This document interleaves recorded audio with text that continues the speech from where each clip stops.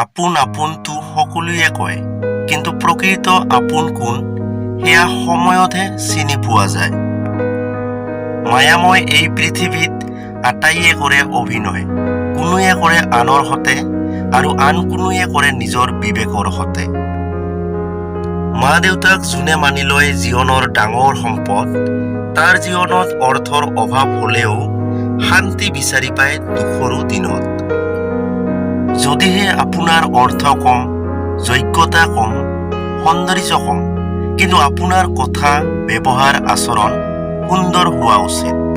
কিয়নো মানুহ হিচাপে জীয়াই থাকিবলৈ এইবোৰ অতিকে প্ৰয়োজনীয়।